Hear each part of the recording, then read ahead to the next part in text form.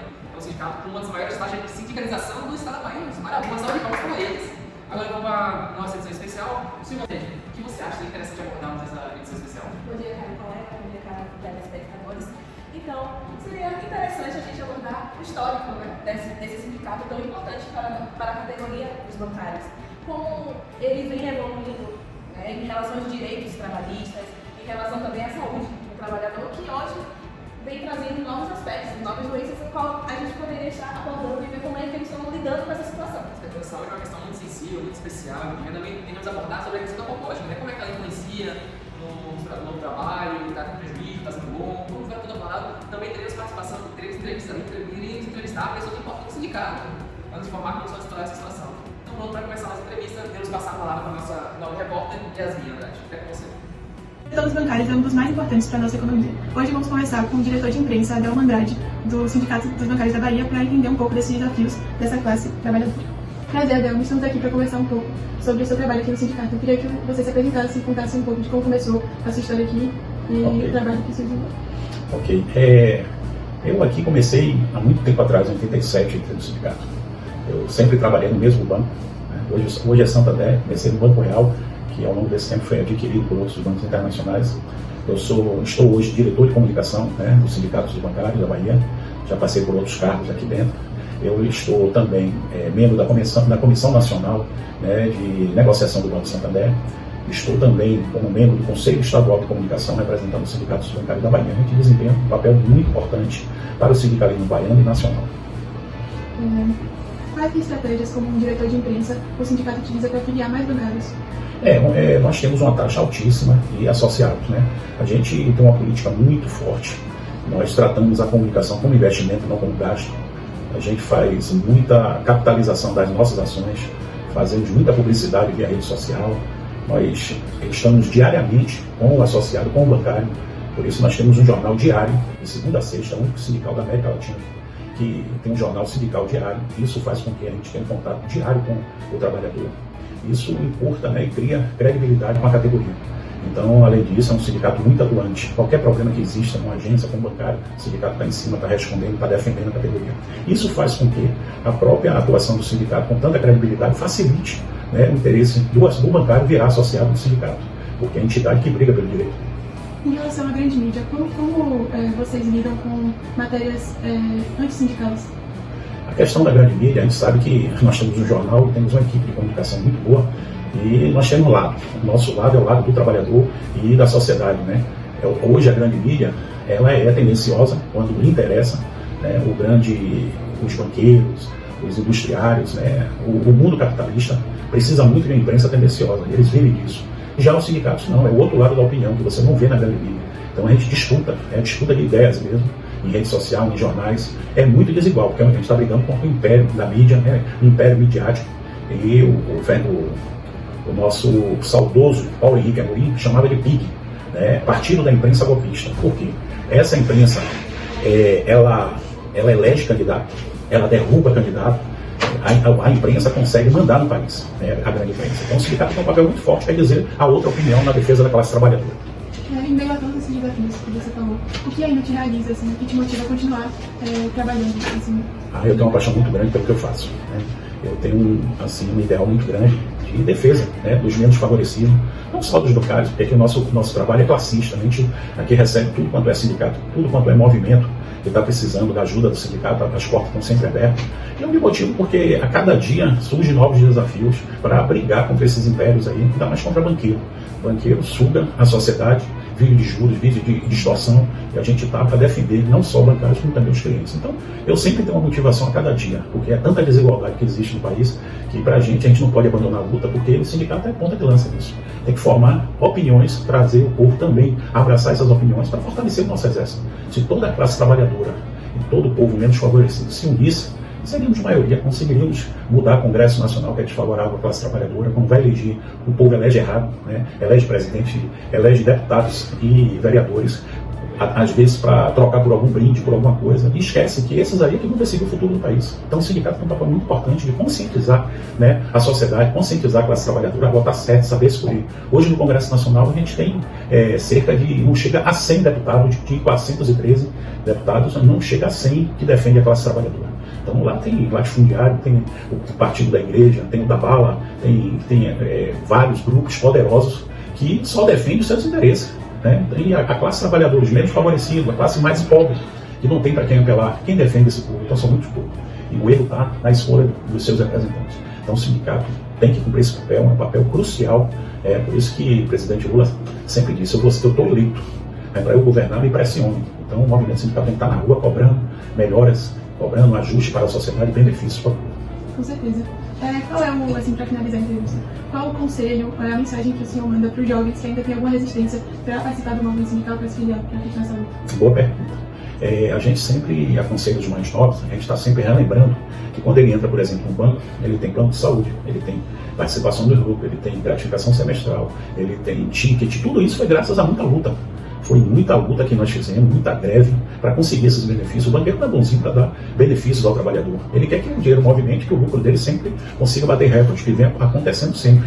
Então, os jovens têm que saber a história do movimento sindical, porque quando ele entra para trabalhar num segmento tão poderoso como o segmento bancário, ele tem que saber que vários benefícios que ele tem ali foi através de muita luta. Então os jovens têm que estar acompanhando o dia a dia, né, do sindicato, as campanhas salariais, tem que se envolver, tem que ir para assembleias, tem que cobrar dos sindicatos, porque é só assim, com a cobrança, os sindicatos vão melhorando a sua atuação. Então os jovens são fundamentais na transformação do país. Eu vi que já tivemos movimento por centavos na passagem de ônibus, mobilizou todo o país. Então os jovens é um exército poderosíssimo, tem que saber usar, né, os jovens, tem que politizar os jovens, que tem muitos jovens também que não tem política na cabeça. E aí não interessa para a transformação da sociedade se não tiver com ideologia, com vontade de querer transformar. Então é muito importante, muitos jovens hoje entram na categoria e a gente tem uma preocupação, inclusive nós organizamos encontros de jovens bancários. Então nesse sentido, para os jovens entre na luta, participe do sindicato, né? Faça acontecer, faça a transformação. Porque nós estamos de passagem, eu vou dar lugar para os jovens que vai chegar aqui e vai me substituir. Então nesse sentido é fundamental. Tá bom, muito obrigada, Zé, por todas as informações. Valeu. E a gente reforça aqui a importância da luta dos trabalhadores e da união para buscar essa melhoria, né, para essa categoria que ainda tem tantos desafios. Seguimos com o estúdio. Voltando ao estúdio, eu agradeço a nossa repórter Yasmin, assim como o nosso câmera Ezequiel. Então, nobre colega, eu tive a oportunidade de conhecer o sindicato pessoalmente e, gente, que estrutura incrível. Eu fiquei impressionada. Eles têm uma organização realmente espetacular. E eu me arriscaria a dizer que eles poderiam servir de modelos para outros sindicatos. E quem sabe assim ter mais adesão. Com certeza, ainda mais falando um pouco da questão da estrutura. Aí você olha para aquele sindicato, parece realmente uma coisa muito pequenininha, mas é imenso por dentro. Olha a questão de organização desse. Cada setorzinho lá tem um diretor responsável, são mais de 40 diretores só num único sindicato. Meu Deus do céu, é realmente algo escandalosamente grande. Isso por isso que justifica toda a sua força de trabalho, sua alta taxa de eleição de sindicalização, porque é um trabalho fenomenal feito por pessoas fenomenais. Agora, mudando de tópico, vamos entrar um pouquinho na questão da evolução histórica do sindicato, como que foi criado, quem fundou, como é que funcionou. É uma questão muito interessante que acho que todos os telespectadores ficaram interessados em acompanhar. Então, assim também como a questão da saúde, né? Como falei anteriormente, como eles lidam com a questão do burnout e outras doenças da atualidade. Agora vamos passar agora para o nosso repórter Lucas, que vai entrevistar um grande diretor do sindicato, também com o nosso queridíssimo cameraman Ezequiel, que está aí enfrentando chuva, terremoto, tudo para trazer as melhores imagens para vocês. Ezequiel, Lucas, vocês. Então, assim, hoje, essa parte de robôs no comando, como é que o senhor avalia a atuação dos robôs? Inteligência artificial, a parte da robotização de caixas eletrônicos, como sindicalista bancário, qual é o risco e como o senhor avalia essa parte de atuação? Nós entendemos que a tecnologia deve estar a serviço da sociedade. Ocorre que a tecnologia, via de regra, deve estar a serviço do capital, para maximizar os lucros do capital e em detrimento dos objetivos e interesses maiores da sociedade. Por isso, esse descompasso entre melhorar a situação, né, da sociedade com o emprego das novas tecnologias para, digamos, eliminar aquele serviço duro, desumanizador. A tecnologia ela está tomando os empregos, via de regra, em âmbito geral, né, nas mais variadas áreas da economia, e isso tem preocupado a todos os sindicatos de todas as categorias profissionais, em razão desse não controle social por parte dos trabalhadores em relação ao emprego das novas tecnologias. Sim, sobre a história do sindicato, o senhor pode me contar um pouco sobre? Olha, a história do sindicato, esse sindicato ele já nasce com um DNA classista, né? Ele é fundado em 1933 por um colega, um jovem, funcionário do Banco do Brasil à época. Ele funda o sindicato, ajuda a organizar a categoria bancária na Bahia e em Sergipe, no estado de Sergipe, né? Ajuda a fundar o sindicato de lá também e ajuda a organizar a categoria internacional, porque os sindicatos estavam organizando no país nesse período, né? No início da década de 30.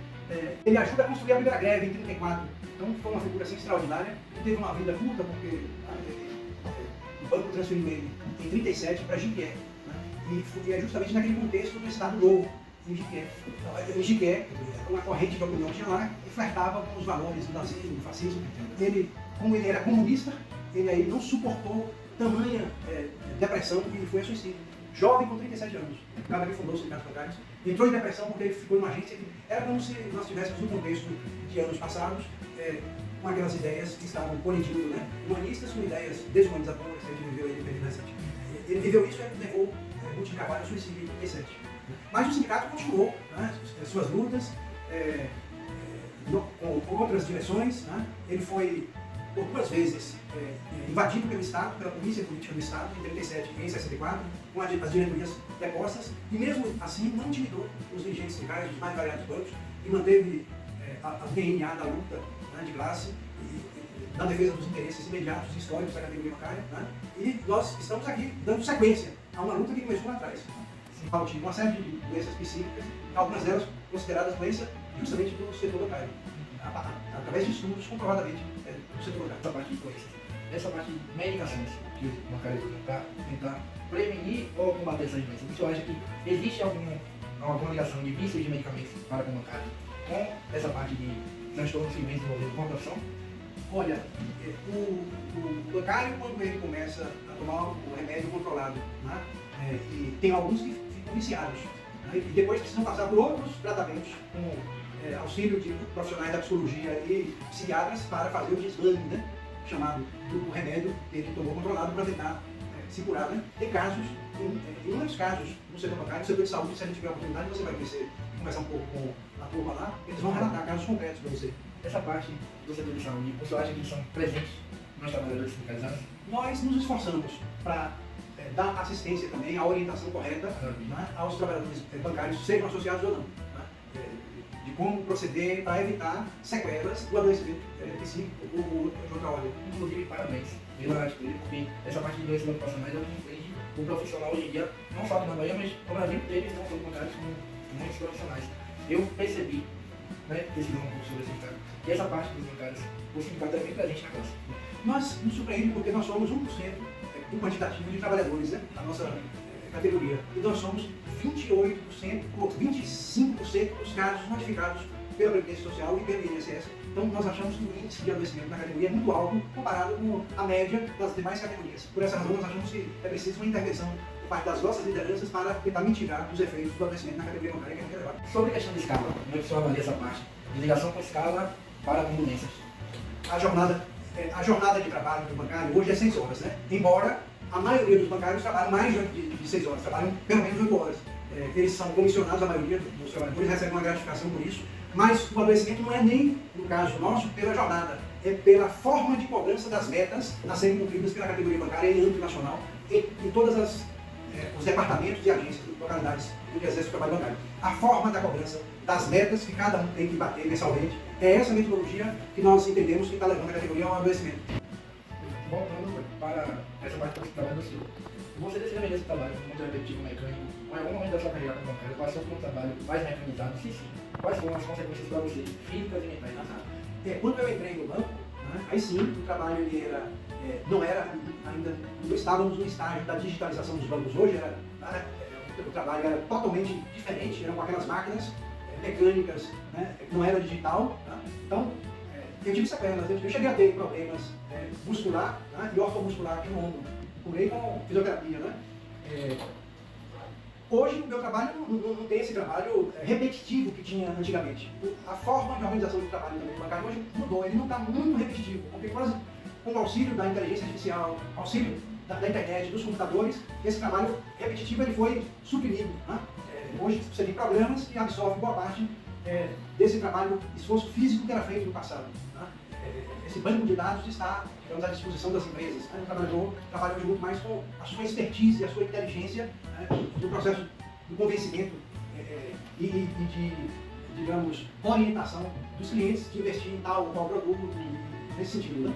É mais intelectual do que físico. Né? Quais pontos você acha que essa atuação muito bonita poderia ser melhor no âmbito de fortalecer a categoria do bem-estar do funcionário? Não só, né, aquela parte do lazer, mas o bem-estar dele como pessoa. Porque se durante a semana a jornada de trabalho de 6 horas, ele desempenha um bom papel, o Jorge, pessoa, versus o Jorge profissional, como é que essa atuação poderia melhorar e se fortalecer?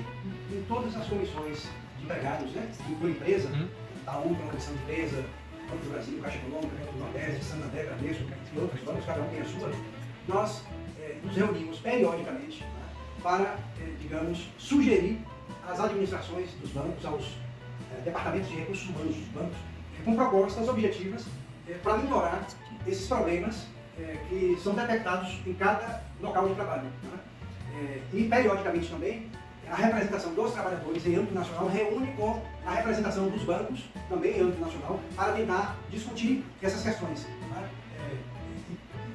De forma, esses temas relacionados à saúde e outros temas relacionados à economia, a condições de trabalho, né? A segurança, entre outros. Nós temos mesas temáticas que periodicamente se reúnem. Essa semana mesmo nós tivemos, pelo menos uns 3 bancos aí, reunião nacional, né? Para discutir questões de saúde, outro questões de segurança, e aí vai. Você perguntar sobre como é que levaria a aderir uma greve hoje, como sindicalista, e você acha que sua classe trabalhadora também aderiria a essa greve? Olha, normalmente a greve ela é o último instrumento que o trabalhador tem para a defesa dos seus interesses. Né? Quando o trabalhador vai à greve é porque já esgotou todos os canais de negociação, negado pelo patrão, no nosso caso, dos banqueiros, a representação patronal, a FENABAN. Né? Ocorre que nós, com a reforma trabalhista para cá, nós tivemos um agravante nessa questão, que é o fim daquele princípio da ultratividade do direito do trabalho, em que, no caso, os contratos coletivos de trabalho ou convenções de trabalho, até que um novo fosse assinado, prevalecia a anterior. Agora não. Quando passa a data base, a data que está consignada ali, a validade daquele acordo, recai todo o direito.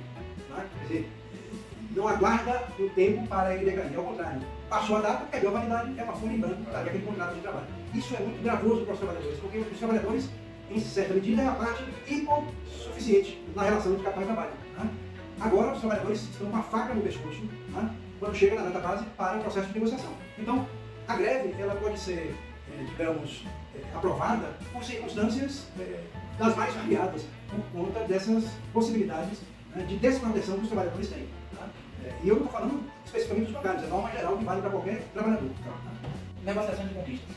Quais foram as recentes negociações de conquistas que os seus sindicatos, atualmente, na atual gestão, obteve? E se o senhor quiser falar de outras anteriores, pode, mas resumidamente. A última negociação da categoria bancária com o setor patronal foi em 2024, né, em agosto de 2024, onde nós chegamos a um acordo bianual, com validade para 2 anos. Nós renovamos o acordo este ano, de forma automática, né, com ganho real de 1%, 0,6% do ano passado e 1% este ano. Então é automático, até 2020. Só voltaremos a negociar questões de ordem econômica com o setor patronal em 2026. Né? Nós, desde 2016 para cá, que o acordo dos bancários tem sido para cada 2 anos. Essa parte de lei, falando um pouco de lei, já que nós estudamos direito do trabalho, qual é a lei que o senhor mais vê presente no sindicato e na profissão bancária? Olha, obviamente a Constituição, né, é a nossa lei maior. A consolidação das leis do trabalho, né, digamos, infraconstitucional. E a nossa Convenção Coletiva de Trabalho, né, é a nossa Constituição enquanto categoria bancária. Nela estão amarrados ali direitos, né, da categoria bancária em consonância com as leis infraconstitucionais e a Constituição Federal. Né? Mas todos 3 que eu acabei de citar aqui tem uma importância muito grande para a gente. A Constituição de 88 para cá abriu possibilidades, né, para a classe trabalhadora de afirmação da sua organização, da autonomia que os sindicatos devem ter para a defesa dos interesses dos trabalhadores de um modo geral. No nosso caso, da nossa categoria em particular. Inúmeras greves. Pode citar qual é a mais marcante do senhor? Para mim, onde eu participei de muitas greves. Até 2016, a categoria bancária tinha, por contingência, não por vontade própria, todo ano você poderia apalavrar que tinha greve de bancários, até 2016. De 2016 para cá, com o acordo bianual, esse acordo bianual, nós nos organizamos para deflagrar uma greve, chegamos a aprovar, aí os banqueiros apresentaram a proposta e fizemos acordo, fechamos acordo com eles. Então, foi abortada a possibilidade da greve com o acordo, né? As partes chegando ao entendimento. Mas de 2015 para trás, todo ano tinha greve. Se não fosse geral, era parcial de um segmento ou outro, mas sempre tinha greve. E eram greves assim, 10 dias, 15 dias, 20 dias, até de mais de 30 dias. Eu experimentei greves aqui de 35 dias, na categoria resistindo ali, de greve, né? Então, muitos anos, eu tenho já alguns anos aqui, né, como dirigente sindical. Vou fazer em janeiro 38 anos de banco. Aqui no sindicato eu tenho 32 anos de dirigente sindical. Qual foi a maior conquista nessa greve? Olha, quando eu entrei no banco, nós não tínhamos auxílio alimentação, auxílio refeição, não tínhamos planos de saúde naquela época. A participação dos grupos de resultados nós não tínhamos. De lá para cá, nós acumulamos, digamos, direitos e benefícios.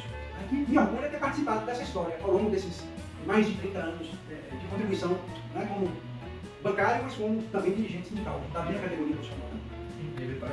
Bom, pessoal, acho que essa foi a nossa entrevista dessa Aguinaldo. Obrigado, inclusive. Pessoal, Aguinaldo é o diretor do Sindicato da Bahia dos Bancários. Ele desempenha um papel muito importante, como vocês puderam ver, né? Obrigado à nossa professora, Cristiane Ruggiero, por nos permitir fazer essa parte de conhecimento. Obrigado pela Faculdade Católica de estar trazendo essa parte de aprendizado prático pra gente. E obrigado, Aguinaldo, pela sua disponibilidade. Âncoras, Davi Silvanei, por favor, brilhantem nossa apresentação. Obrigado. Realmente essa entrevista com os bancários foi incrível. Mas também tem que ter outra parte. Agora tivemos entrevista com os diretores, vamos passar a entrevistar uma pessoa, um bancário, um funcionário normal do banco. Quem seguir a fazer essa entrevista é o nosso novo colega Ezaquiel, que por problemas técnicos não poderia ser feito presencialmente, teve que ser feito de maneira presencial por telefone. Então, Ezaquiel, passo para você falar. Olá pessoal, bom dia. Meu nome é Ezaquiel. Vou fazer uma entrevista com a senhora Ana. Ela é gerente do banco. Então, dona Ana, como é essa carga horária de trabalho atualmente? Ela costuma variar ao longo do tempo? Olá, eu sou bancária há quase 16 anos.